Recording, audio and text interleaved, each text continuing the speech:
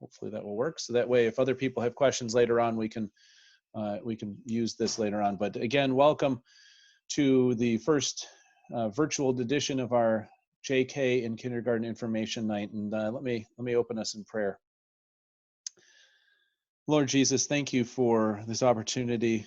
Thank you for the technology that allows us at least to meet virtually and allows us to share the information about this school that you've blessed so much over these past 9 years. And just pray that you bless our evening and bless our time together as we continue to spread the word about Oakdale Academy and all that you have in store for us, even in these unique and difficult, challenging times, Lord.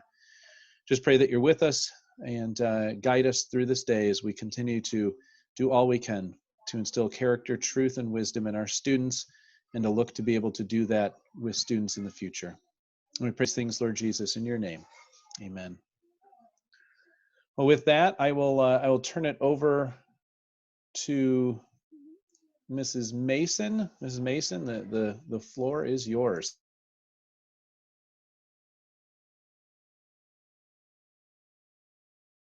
Well, good afternoon or good evening, everybody. It's nice to see you. It's especially nice to see some returning faces and some new faces as well. So if I have not met you, my name is Nancy Mason. This is my 7th year teaching at Oakdale Academy. It could be somewhere around 30 years that I've been teaching. I did take time off to be at home with my children when they were young. But now I have the privilege of being the junior kindergarten teacher as well as a parent at Oakdale. I have a daughter who's a junior in high school here. So I'm happy to see all of you, and hopefully I can share with you what junior kindergarten is all about. I know I've spoken with some of you, so forgive me if this is a repeat. But in junior kindergarten, my job is to love these kids and hopefully show them, teach them, show them who Jesus is, and to prepare them for kindergarten.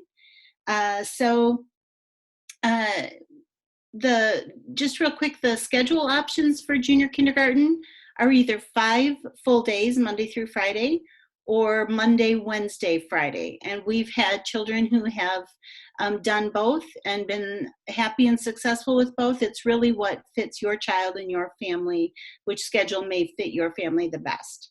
And then children entering junior kindergarten should be 4 by August 1st. So just a couple little details there. So junior kindergarten, we start out our day with opening with the rest of the school with the prayer and pledge and singing and recitations. When we move into our classroom, we start out with a more organized, structured learning with circle time and regular math activities, counting, skip counting, patterning. When we eventually move into a work space, we all work together at the same time on something, and that will be whatever specific lesson we have that day, whether it's a specific letter or a number concept, handwriting, that kind of thing. We work together. Usually it's a 15-minute or so increment, and then we get up and do creative movement or singing or something to kind of break up that. We don't want them sitting too long. They're 4 and 5-year-olds, so we recognize that. We will go into another structured activity together. And then after that, we have story, we have snack every morning, we have recess each morning as well as each afternoon. When we come back from recess and snack, we do what's called learning centers, and that is for about 40-45 minutes of the morning. And that is to complement whatever lessons or learning we had in the morning, but the children are able to circulate between 5 or 6 projects that are put out for them that are very hands-on. So it may be puzzles, it may be manipulatives, it may be an ongoing art or an open-ended art activity, or an art activity that I am with them, helping them, whether it be paint or shaving cream or whatever we're doing. We enjoy lots of messy, gooey things, silly putty and Play-Doh and all of that fun stuff. So learning centers the children are able to circulate and socialize while they're doing that. And so it's a fun way to be learning, to be active, to be engaged, and to be together as a group as well. In addition to our learning centers and our structured work time, we do have specials throughout the week. We have art once a week, music twice a week, gym twice a week, and then library once a week. So we also see other teachers for that as well. Within all of our day, we have science experiments, we have cooking projects if allergies don't keep us back, and if we do have allergies to work around, I'm happy to work around any of those, but we generally have cooking projects and science experiments, art activities. Although we do go to our school art teacher, we pretty much do art activities on a daily basis in junior kindergarten as well. And then, of course, throughout all of that, we integrate biblical lessons and verses and stories and songs. So it's a pretty full day. We do have after lunch, and we do have lunch together with the other grades. We sit at a table where there are usually a teacher, a staff member at each table, as well as older children throughout the grades. And it's really a lovely, it's mimics a family table, I think, because the older children are helping the little ones look up to these upper school kids and older lower school kids, and it's just a really wonderful thing to see them interact. So after lunch, we have our afternoon recess. After that, there is a rest time for about a half an hour. Some children sleep, some just rest, and all of that is just fine and wonderful. And then after rest time, our afternoon routine builds on and supports our learning in the morning. So there will be games that we play together that will be letter games or number games. There's also a short playtime where they're able to choose, from the toy shelf.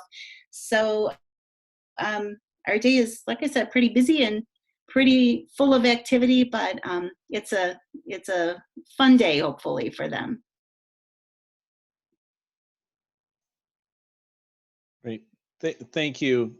Thank you so much, Mrs. Mason. I know in my little over a year now at Oakdale, it is one of the classrooms I enjoy visiting absolutely the most to watch how these kids develop over the course of the year. And it is a treasure that we have in Mrs. Mason, and it's always a pleasure to have the ability to visit. I've missed it a lot the last month, but it's been a blast to see. So your students will be in exceptionally good hands. Again, one of the treasures we have in Mrs. Mason.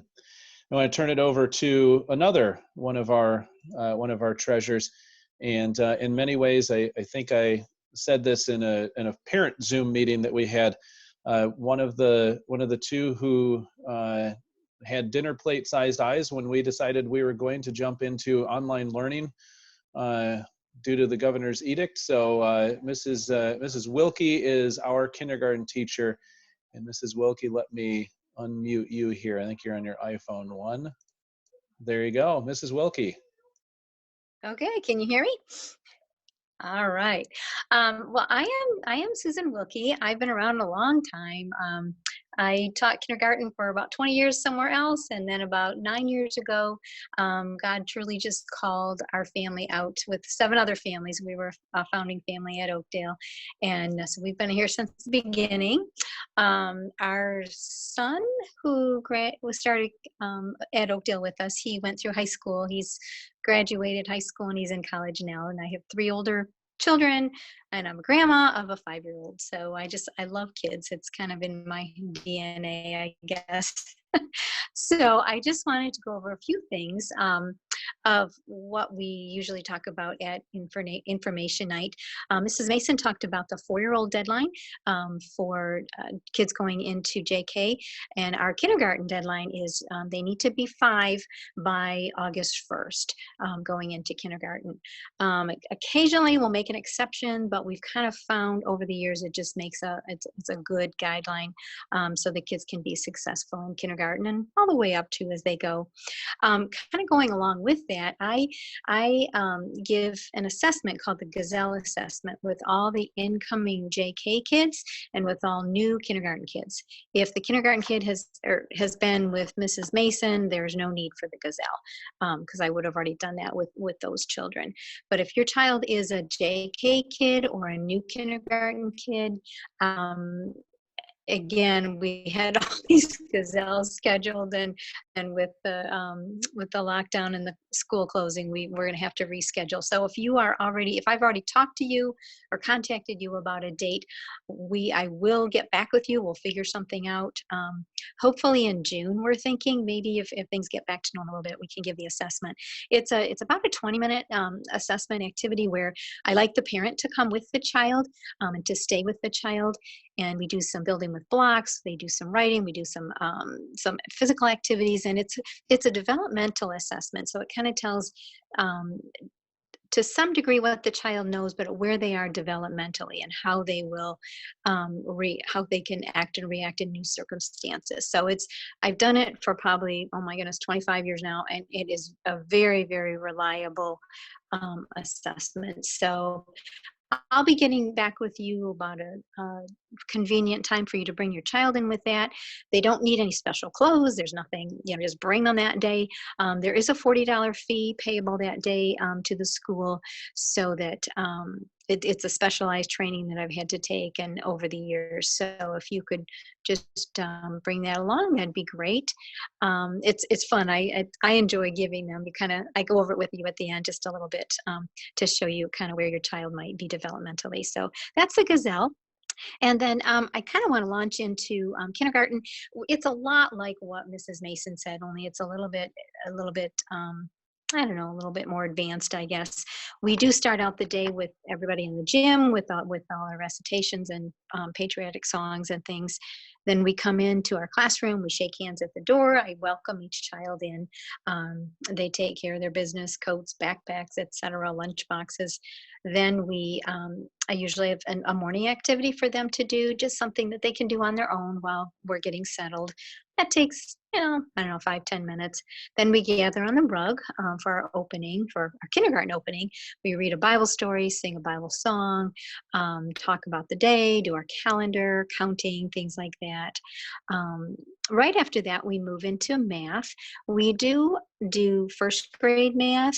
Our entire school, or most of our kids, are kind of like a grade ahead in math. So my kindergarten kids will do first grade math. I don't start the year off with first grade math because it can be a little overwhelming. So about the first, maybe month or so, we'll just do some highlights from the kindergarten math, but then we'll move right into first grade math. Then after math, which our whole school has math at the same time, we move into morning recess, and kids go out and play, hopefully weather permitting, or inside if it's inclement. They come back, we have a snack, and then the rest of the morning is devoted to our language arts, our reading, our phonics, our handwriting. We follow the Abeka curriculum for the most part. Abeka is very good with phonics, which is wonderful for kids. From August through about Christmas time, we focus on just single letters. We do short vowels and all the consonants. And then after Christmas, we move into long vowels and blends like BR, ST, those kinds of words. By the end of kindergarten, the children are, for the most part, most of them are reading pretty much any 3-letter word, or more, that you can put in front of them. They come out, pretty good with the reading with the great curriculum. We also do a program called Orton Gillingham with sight words. Sight words are words that you can't really blend. You can't sound them out. You just kind of have to memorize them. So it's kind of a kinesthetic, kind of an active type program that I use for sight words. There's probably, I don't know, we start out easy with like a and the and an and that and this and kind of move on from there. There's probably 30 or 40 by the time we get done with kindergarten. So anyway, it's a good reading program, and I really enjoy being with the kids. I like to do read alouds with the kids as well. So as the year goes on, we'll read our books together, but almost every day there's a read aloud story that I will read that goes with something we're studying or a seasonal science, whatever it might be, just so they get to enjoy literature that way. Um, let's see, we finish reading, and in the morning we do, mostly in the morning, we have some special classes as well. We have 2 times of music, 2 sessions of gym. We have library once, we have art once, and we have French 2 times a week. So and again, it's a different schedule every year, so I won't tell you all the details on that, but just know that your child will be with that in chapel as well on Wednesday mornings. We go to lunch. You know how we sit with different age kids at lunch. It's a great experience for the kids. They really do enjoy it. They go out for lunch recess. They come back. We have about a 20-minute rest time where sometimes we'll play some classical music. Sometimes we'll have it just quiet. But it's a good day. It's a long day for little kids, and we find that they really do need that. Just 20 minutes of just kind of quiet time. We have mats, and then parents send in pillows and blankets, those kinds of things. After that, our afternoon gets started, and it's a varied program. About 3 days a week we do science. Some of our science units include properties, the moon, seeds and plants. We do some pumpkins, we do leaves, we do snow. There's just a lot of different things that we do. So that's after lunch. We also do, oh, I forgot, there's ladybugs, there's ants, there's frogs, habitats, weather, a whole bunch of different science units that we explore. We introduce, it's just kindergarten, but excuse me, we introduce a lot of those. We also do history once a week, pretty much. We start back with the Native Americans and the Pilgrims and kind of go from there all the way up through kind of World War II. We do a lot with the Revolutionary War. And again, it's kindergarten, so it's an introduction, but I was a history major in college as well. So I like to kind of plant these ideas, these people's names in their heads of the children so that they can get a basis of where our country came from, the truth of our country and our founding fathers. We also do geography, which is mostly a study of Michigan. We do our capital city, Michigan's Great Lakes, 2 peninsulas, different areas in Michigan, and we also have usually not this year, but we have a Marvelous Michigan presentation for the kids to do. So that's kind of fun as well. We incorporate Christ in the classroom in every single way that we can. That is my ultimate goal. I'm glad if your kids learn to read, do their math, but if I'm not teaching them about the Lord, then I'm not doing my job.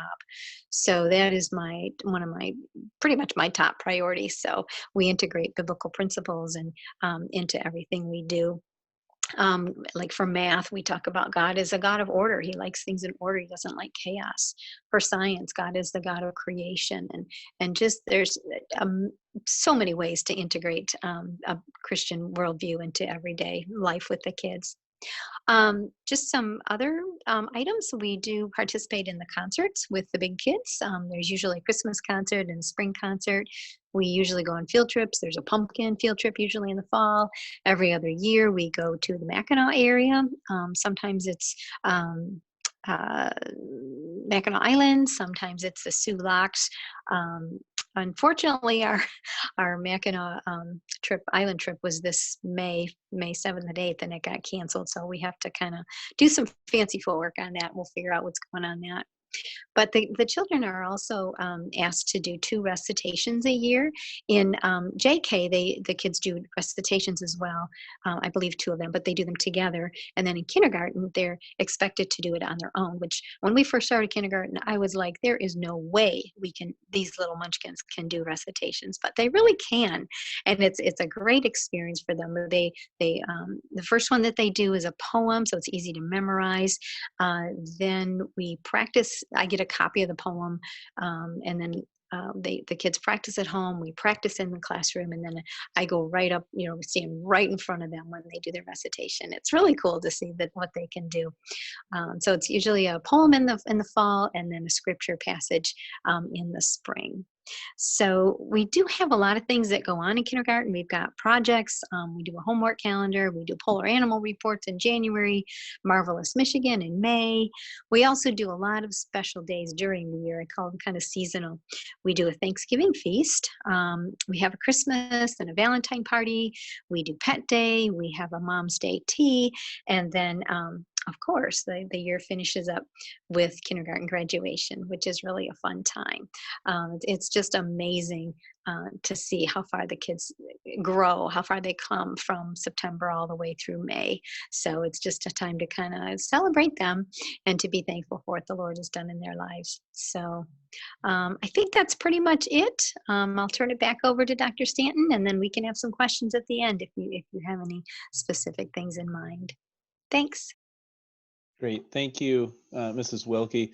I did want to make sure I introduced one other person on my team, Mrs. Melinda Neighboring. Mrs. Neighboring is our head of lower school. I know some of you may have met her or know her, another treasure that we have at Oakdale. So I think I unmuted you, Mrs. Neighboring. I don't know if you had anything specific you wanted to share, or I can close this and move into questions if you didn't.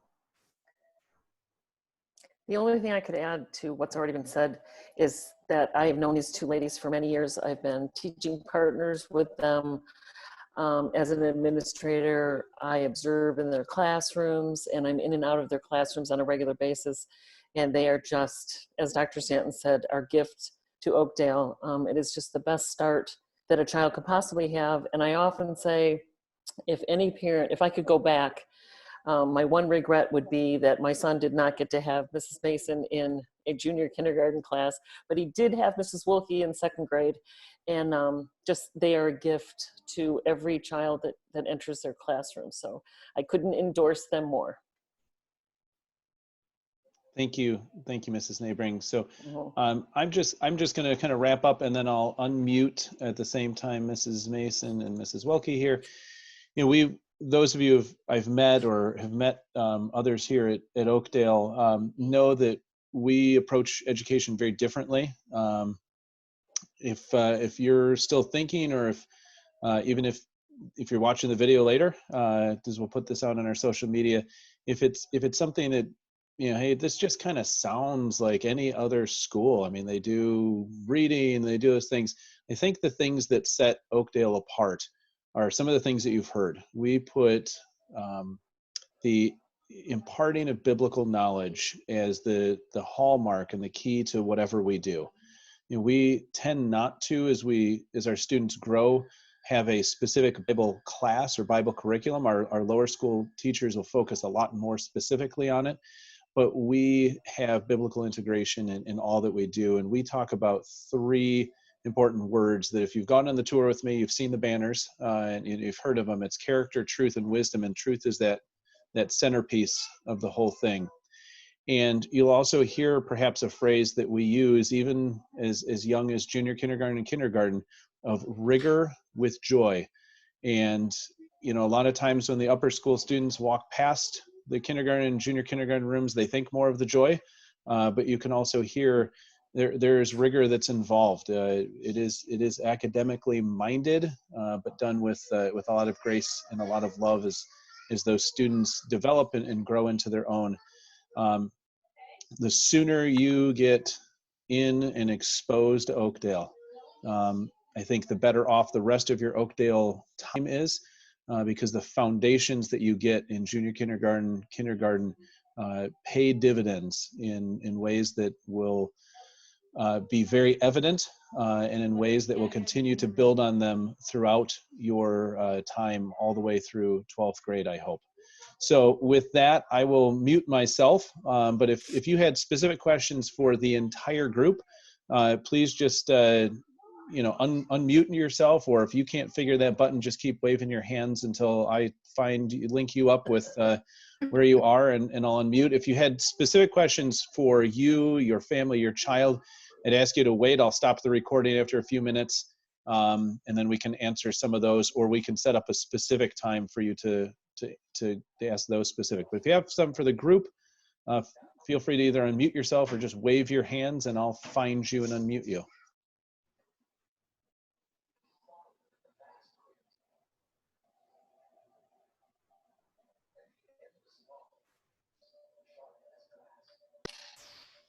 Hello. Good Hi there. afternoon, sir. Hi. Hi, how are you? We have our daughter Naomi set to come in for junior kindergarten. We do have a couple of questions. Sure. One, what's the average teacher-student ratio? And do you guys have like teacher aides in there? Yeah, so if you go across junior kindergarten to 12th grade, when you boil it all down, do the math, we are 9 to 1, 9 students to one teacher. I will admittedly, to get to that average, you have some classes that are larger, some classes that are smaller. Our second grade is pretty small. That helps the ratio. Our second grade has 5 students in it right now. And then there are, our 9th grade is a little bit larger, but 9 to 1 is the average for the school. We have plans, budgetary dependent, on getting some aids for our junior kindergarten and kindergarten. Right now, we have one of our other teachers that comes in and helps with some of the testing and assessments, but we always provide as much support as we can in those grades. Yes. Okay. And then do you guys do before school, after school, or what are the times around that? Yep. So I was supposed go to ahead. say that. That Yeah. was mine, and I forgot. Yes, there's supervised care starting at 7:15 in the morning. I mean, if you don't have to bring your child that early, then probably 7:45 or 7:50 would be a better time. But the building is open, and there's supervised care at 7:15 up until 8 o'clock when the school day starts. And then after school, there is aftercare as well that starts pretty just right at the end of the school day, and it goes till 5 o'clock. There is a charge for that, and it's on a per day basis type thing. But it can be a 5-day week thing. It can be a 3-day a week. It can be, I'm running late and my child needs to go to aftercare. It's kind of like that. Good question.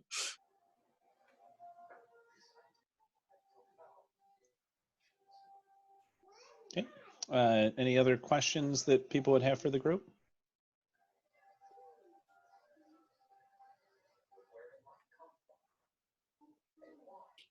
I have one more about the aftercare. I'm sorry. No worries. Go ahead. I know there was a charge. Do you guys know what that charge is? I'm going to look at our fees really quickly. I do not have that for this year, but I can get that exact amount to you. I don't remember it being overly expensive. Mrs. Morrow, do you know what it is? So this year was a little different. So Yeah. I mean, this year it was a recommended $11 per day donation. Thank you. I knew it was right around there. I just couldn't remember exactly. Thank you. Yeah. Okay, thank you.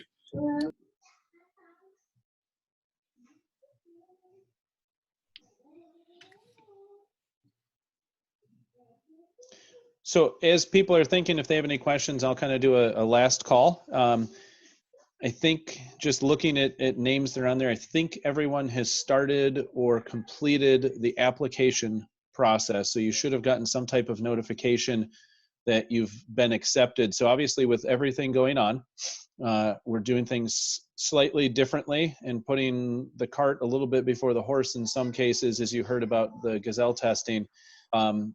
If we have met and done a tour or some type of tour interview, some of you have shadowed through the day, we've gone ahead and clicked accept if you've completed all the application process in our system called TADS. And then we'll do the testing and we'll talk through, placement, whether, maybe age-wise, you might be on the bubble or whatnot. But again, we work through those things individually. The beauty of the size of Oakdale is that we can have those individual, decisions and work individually with each of our students. If you're joining and you're kind of more looking at Oakdale, I encourage you to check out our website, oakdaleacademy.com. Our social media tends to be where we're pushing a lot more information when we're not here. You can get a small sense of what the start of our day looks like every morning with our opening ceremony, if you wanted to watch that. But and you can see a small sense of what our chapels look like on Wednesday mornings, just on our Facebook Live and through our YouTube channel. But please, my email is dstanton, STANTON, at oakdaleacademy.com. Feel free to reach out to me directly. You can go on the website and get everybody else's emails if you can't remember that, or wanted to check with one of the teachers specifically. Would love to be able to answer any questions. If you'd prefer us to get together this way, I'm sure we can arrange something if you had more individualized questions. But I'll kind of do a last round if there's anybody else that had a question for the group. I see no one reaching for the unmute button. Can you hear me? Oh, I had a yes. quick question. Yep, go I ahead. apologize. So I was wondering, with the current situation with the quarantine, I know that in the TADS application, there's some paperwork I need to get for my daughter's preschool. So I was wondering, are you guys gonna kind of hold off, or like, do we have to wait to have that paperwork in before we do the Gazelle testing, or is that something that you would want to have in first? Just because right now I'm not quite sure when we'll be able to get that paperwork from her preschool. Yeah, that would be something, and I'm sure it's going to affect people that are transferring as well to other schools. So we realize that, I mean, I would take colleges are asking us for transcripts, and we're not there Right. to send transcripts as well. So yeah, we're going to work with you. If we can't get the information, we'll get it when we get a point. The paperwork that most schools send just kind of complete an overall picture. The Gazelle testing tells us a lot. Our time with a family tells us a lot. Our time just meeting a student tells us a lot. It's just another piece to the puzzle that helps us see. So it's not a deal breaker. It's not you didn't get the stuff in that school. At the end of the world. Yeah. Okay. We'll figure it out. A lot of times schools will sometimes drag their heels because they know that somebody's going to a different school. They won't send stuff, unfortunately, but I wouldn't worry about it. We'll get it when we get it. Okay, fantastic. That was all I had. Yep. Okay. Thank you. Absolutely. Thank you. Well, I'm going to pray, then I'm going to stop the recording, and if you need to go, you're welcome to. The kind of the end of our formal program, but let me pray for us. Lord, thank you for this time. It's odd to be doing this on a computer and on phones, Lord, but I thank you again that you've still given us the opportunity to meet, Lord. Thank you for being able to let us share our hearts for the passion that we have for educating children and preparing them for what we know even more so in this world is a world that needs believers in you, Lord Jesus, to stand up for what is right and to stand up for your truth.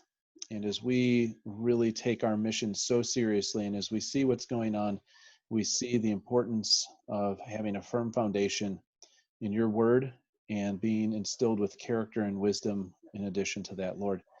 Help us to continue to be able to do that the rest of this year. I pray for our future families here, Lord, that you continue to pour into them as they go through this time and prepare them and their students as they get ready to be welcome to Oakdale Academy, Lord, as we go into the fall. Thank you for this time, Lord Jesus. In your name, amen. Amen.